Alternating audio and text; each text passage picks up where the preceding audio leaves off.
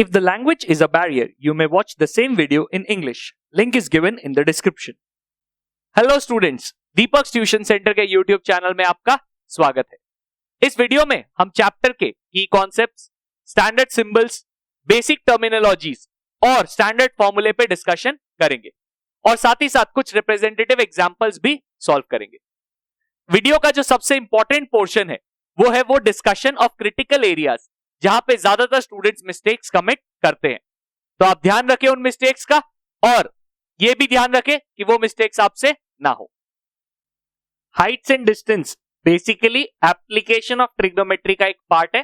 तो Heights and distance chapter बहुत ही simple है और बहुत ही इजी है। इसमें तुमको मेनली इन दो टर्म्स पे फोकस रखना है, एंगल ऑफ एलिवेशन और दूसरा एंगल ऑफ डिप्रेशन, और कुछ छोटी छोटी बारीक चीजों के बारे में जानना है, उसके अलावा कुछ नहीं है। सब तुम्हारे इंग्लिश लैंग्वेज स्किल्स पे ही डिपेंड करेगा कि क्वेश्चन को पढ़ के क्या तुम ढंग से समझ पा रहे हो क्या। तो सबसे पहले तुम ये चीज जानो कि लेवल ग्राउंड जो होता है, जो हमारा ग्राउंड लेवल है, वो हमेशा एक हॉरिजॉन्टल लाइन होगा और उस पे कोई भी स्ट्रक्चर खड़ा होगा, कोई बिल्डिंग, कोई टावर, कोई पोल, सब कुछ एकदम परपेंडिकुलरली खड़ा होगा। तो हमेशा हमारा जो हॉरिजॉन्टल ग्राउंड है और जो भी बिल्डिंग स्ट्रक्चर है उसके बीच में एक 90 डिग्री होगा। जो भी पॉइंट तुमको दिया रहेगा इस ग्राउंड के ऊपर, कोई भी पॉइंट, तो हम लोग उस पॉइंट से अगर तुम मुंडी ऊपर उठाओगे, तुमको बोलेगा ऊपर की तरफ देखो। तो ये चीज फील करो कि ये तुम्हारा नॉर्मल लाइन ऑफ साइट है। तो अगर मेरे को मुंह ऊपर उठाने बोलेगा तो एंगल ऑफ एलिवेशन बनेगा, एक सर्टेन एंगल बन रहा है, इसी एंगल को हम लोग एंगल ऑफ एलिवेशन बोलते हैं। जब मेरे को मुंह ऊपर उठाना होगा तो whenever I have to look for something up, तो वो मेरा एंगल ऑफ एलिवेशन होगा। And similarly if I have to look for something down, तो मैं टॉप पे खड़ा हूं, ये मेरा लाइन ऑफ साइट है, तो ये डॉटेड लाइन मेरा लाइन ऑफ साइट है। If I have to see and look anything down, तो ये मेरा एंगल ऑफ डिप्रेशन बनेगा। So if I have to look down, मेरे को अपना मुंह नीचे झुकाना पड़ेगा, और वो जब नीचे झुकाएंगे तो एक सर्टेन एंगल बनेगा और उसको हम लोग एंगल ऑफ डिप्रेशन बोलते हैं। एंगल ऑफ डिप्रेशन ऑब्वियसली अगर तुम देखो तो ये दो लाइंस पैरेलल है, क्योंकि तुम्हारा line of site will always be parallel to the horizontal plane। तो वैसे सिनेरियो में ये एंगल ऑफ ये अल्टरनेट इंटीरियर एंगल्स बन रहे, एक जेड शेप बन रहा है, तो angle of depression will always be equal to this, कोई प्रॉब्लम नहीं आएगा। एक और चीज ध्यान रखना चाहिए कि अगर तुम एक फिगर को दूर से देख रहे हो, एक टावर के टॉप को तुम दूर से देख रहे हो, तो तुम्हारा जितना एंगल ऑफ एलिवेशन होगा उसके वर्सेस अगर तुम पास जाके देखोगे तो तुमको मुंह ज्यादा ऊपर करना पड़ेगा। तो वैसे सिनेरियो में कोई भी अगर दो एंगल्स है, सपोज इस तरह से एक पर्टिकुलर टावर को मैं दो जगह से देख रहा हूं, तो ऐसे सिनेरियो में ये वाला एंगल ग्रेटर होगा और ये वाला एंगल लेसर होगा, मतलब स्मॉलर होगा। तो अगर दो एंगल्स दिए 30 डिग्री 45 डिग्री, तो बहुत ऑब्वियस है ये 30 डिग्री और ये 45 डिग्री। पूरा चैप्टर सब कुछ डिपेंड करता है कि तुम डायग्राम कितने अच्छे से बना सकते हो। अगर डायग्राम बन गया तो 99% प्रॉब्लम सॉल्व हो जाता है। 1% बहुत रेयर चांस होता है कि उसके बाद तुम मिस्टेक कमिट करो। पर इंग्लिश को कैसे तुम डायग्राम में कन्वर्ट करते हो, पूरा चैप्टर उसी पे डिपेंडेंट है। इस चैप्टर के हर बारीक कॉन्सेप्ट को समझाते हुए और almost every type of example solve करते हुए मैंने पहले भी एक वीडियो अपलोड किया था, तो उस वीडियो का लिंक डिस्क्रिप्शन में गिवन है।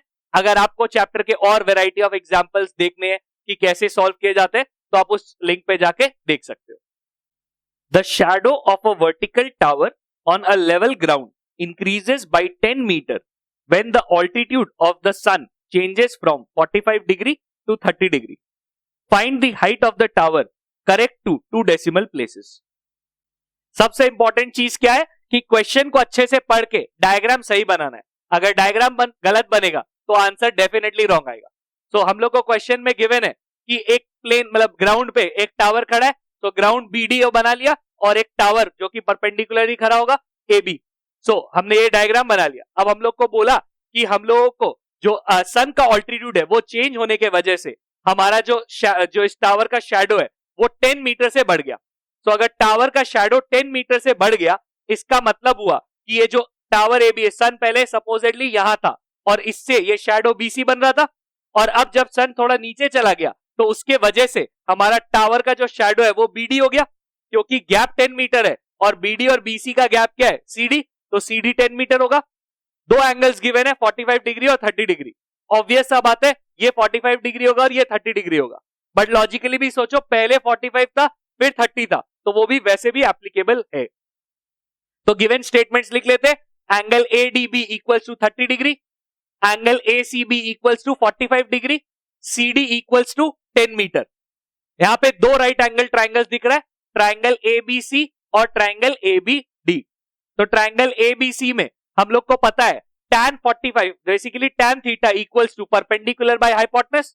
सो यहां पे एंगल 45 डिग्री है, तो इसका परपेंडिकुलर क्या हुआ, जो साइड इसके ऑपोजिट है दैट इज AB। और क्योंकि AC हमारा हाइपोटेनस है 90 के ऑपोजिट, तो ऑब्वियसली BC बेस हो गया। तो tan 45 equals to AB by BC is same as tan theta equals to perpendicular by hypotenuse. tan 45 का वैल्यू 1 है और इसको क्रॉस मल्टीप्लाई करेंगे तो हम लोग को मिलेगा BC इक्वल्स टू AB। इसको मैंने पार्ट 1 मार्क कर लिया। अब नेक्स्ट हम लोग ट्राइंगल में जाते हैं, जो कि है ट्राइंगल ABD। अब की बार एंगल 30 डिग्री है, तो लॉजिकली 30 के ऑपोजिट वाला side that is AB perpendicular होगा, 90 के ऑपोजिट वाला AD हाइपोटेनस है, तो बच गया BD बेस है। So tan 30 equals to AB by BD, which implies tan 30 का वैल्यू 1/√3, AB का वैल्यू BC और BD is basically BC plus CD का वैल्यू 10 है, तो BD के जगह हम लोग लिख सकते हैं BC प्लस 10, फिर क्रॉस मल्टीप्लाई करेंगे और BC को उस तरफ ट्रांसपोज कर देंगे। और BC कॉमन ले लेंगे, तो हम लोग को मिलेगा 10 is equals to BC bracket में √3 माइनस 1। तो BC का वैल्यू हो गया 10 डिवाइडेड बाई √3 माइनस 1। क्वेश्चन में बोला है हम लोग को आंसर चाहिए in the nearest decimal place, sorry 2 decimal place. So basically 2 decimal place के लिए हम लोग को √3 का वैल्यू डालना पड़ेगा, जो कि है 1.732 या फिर 1.73, कोई भी डालो कोई प्रॉब्लम नहीं है। पर अगर मैं यहां पे वो वैल्यू डाल दूं, तो वैसे सिनेरियो में 1.73 माइनस 1 दैट इज 0.73 से मेरे को 10 को डिवाइड करना पड़ेगा, which is a bit problematic. 0.73 is not a very good number to divide. तो वैसे सिनेरियो में मैं रैशनलाइजेशन कर लेता हूं।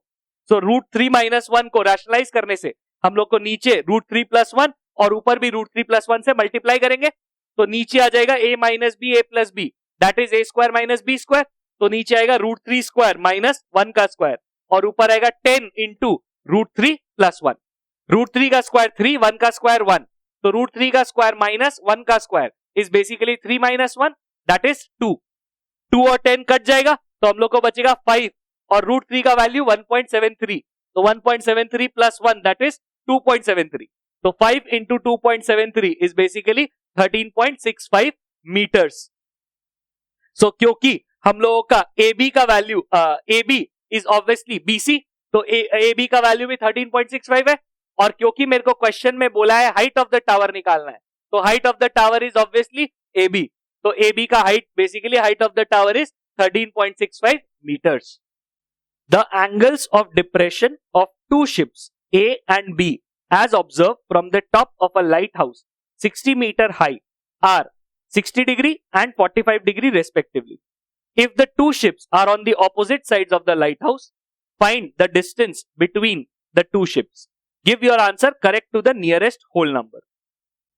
क्वेश्चन में दिया हुआ है एक लाइट हाउस है जो कि 60 मीटर हाई है, तो हमने सबसे पहले एक ग्राउंड बनाया सपोज CD और उस पे एक लाइट हाउस बनाया AB। अब बोला दो शिप्स है जो दोनों लाइट हाउस के दोनों ऑपोजिट साइड में है, तो सपोज मान लो एक C पे और एक D पे, तो बोला अगर लाइट हाउस से वो नीचे की तरफ देखता है तो एंगल ऑफ डिप्रेशन एक शिप का 60 डिग्री बनता है और दूसरे का 45 डिग्री। तो कोई का भी 60 ले लो, कोई का भी 45 ले लो, कोई फर्क वाला बात नहीं। तो हम लोगों को ये 60 डिग्री और ये 45 डिग्री ले लिया, तो लॉजिकली ये भी 60 हो जाएगा और ये भी 45 हो जाएगा। अब मेरे को फिर से दो राइट एंगल ट्राइंगल दिख रहे हैं, एक ट्राइंगल ACB और दूसरा ट्राइंगल ABD। सो दोनों राइट एंगल ट्राइंगल्स को यूज करके हम लोग को distance between the two ships निकालना है, दैट इज बेसिकली CD। तो distance between the two ships क्या है, BC प्लस BD। तो हम लोग को गिवन है angle ACB is equals to basically angle EAC which is equals to 60 degree क्योंकि given angle of depression, angle ABD, angle ADB and angle FAD will always be equal, that is 45 degree। इनका reason obviously alternate interior angles है। AB is equals to 60 metre, ये given है हम लोगों को question में। तो मैं जनरली प्रेफर करता हूं जो 45 डिग्री वाला वो ट्राइंगल है उसको फर्स्ट करना चाहिए। सो ट्राइंगल ABD में हम लोग देखते हैं tan 45 इज परपेंडिकुलर तो 45 के ऑपोजिट वाला A B perpendicular, A D hypotenuse है तो बी डी हो गया बेस, तो perpendicular by base that is 1 is equal to 60 by B D, क्योंकि tan 45 का वैल्यू 1 है और ए बी का वैल्यू 60 है, तो बी डी का वैल्यू तो आ गया 60 मीटर। अब दूसरा ट्राइंगल पे अगर फोकस करें तो दूसरा ट्राइंगल में in triangle A B D A B C tan 60 is A B by B C, same logic के ऑपोजिट वाला ए बी और ए सी हाइपोटेनस है तो बी सी हमारा बेस हो गया, tan theta equals to perpendicular by hypotenuse, so which implies tan 60 का value √3 is equals to 60 by B C, cross multiply करेंगे तो B C equals to 60 by √3, √3 का वैल्यू 1.73 डिवाइडेड बाय 1.73, बहुत ही गंदा वैल्यू, तो क्या किया जाए रैशनलाइजेशन, तो ऊपर नीचे √3 से मल्टीप्लाई, तो न्यूमरेटर में आया 60 √3 और √3 इंटू √3, डिनोमिनेटर में आया 3 और 60 कटा तो 320 टाइम्स 60, तो 20 इंटू 1.73 दैट इज 34.6 मीटर्स। हम लोग को निकालना है distance between the two ships that is BC plus BD, BC का वैल्यू 60 BC का वैल्यू 34.6 और BD का वैल्यू 60, तो ऐड करेंगे तो आएगा 94.6 मीटर्स, लेकिन हम लोग को क्वेश्चन में बोला है to the nearest whole number निकालना है, तो हम लोग 94.6 का nearest whole number round off करेंगे तो 95 मीटर्स आएगा। ऑब्वियसली सबसे ज्यादा क्रिटिकल तो हमारा डायग्राम बनाना ही है, लेकिन डायग्राम के अंदर भी सर्टेन चीजें पता होनी चाहिए, जैसे अगर क्वेश्चन में एंगल ऑफ डिप्रेशन है तो एंगल ऑफ डिप्रेशन मार्क करना जरूरी है, इवन दो हमारा इसका कोई काम नहीं है, हम लोग सिर्फ इसी से डील कर रहे हैं, लेकिन अगर ये मार्क नहीं करोगे तो डेफिनेटली नंबर कटेगा, एंड वेरी ऑब्वियस डायग्राम तो पेंसिल से ही बनना चाहिए, उसके बिना नंबर नहीं मिलेगा। गिवन वैसे तो लिखना कंपलसरी नहीं है, बट लिखने से प्रेजेंटेशन बहुत अच्छा हो जाता है, और ये दोनों इक्वल है ये भी तुम जता दियो, तो ये कैसे आया क्यों आया टीचर को कोई खास सवाल नहीं उठेगा।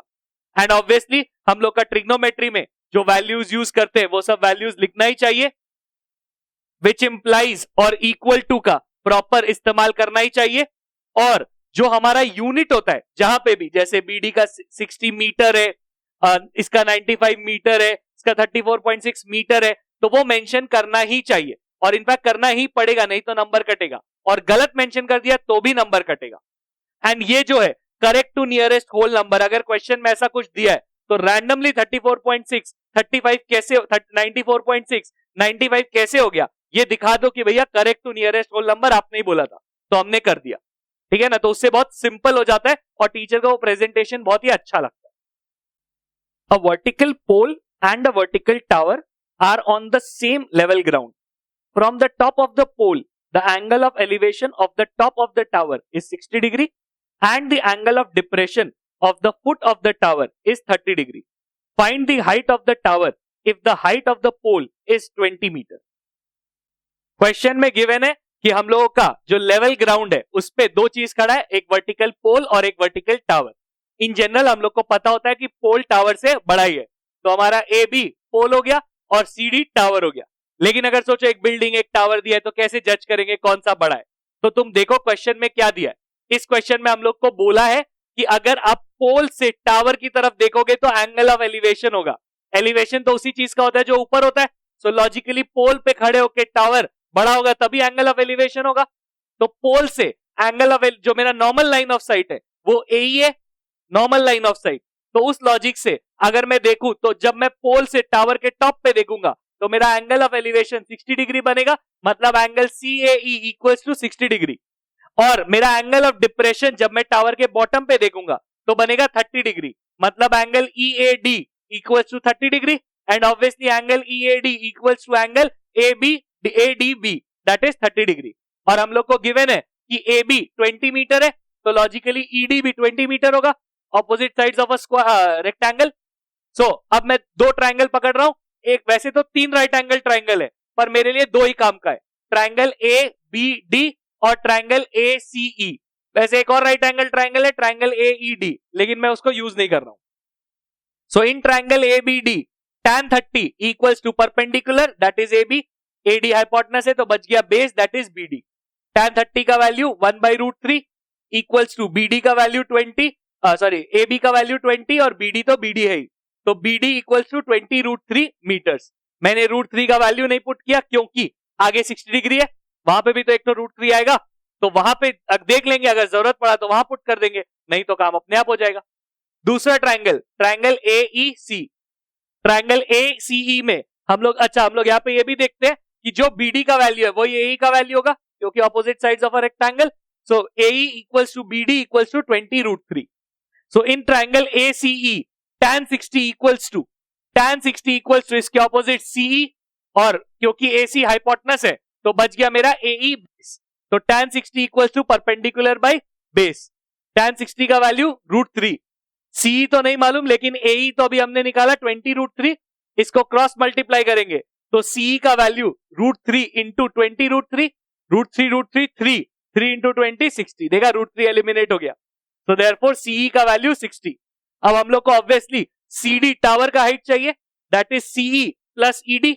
तो CE प्लस ED, CE है 60 और ED है 20, तो टावर का हाइट हो गया 80 मीटर्स।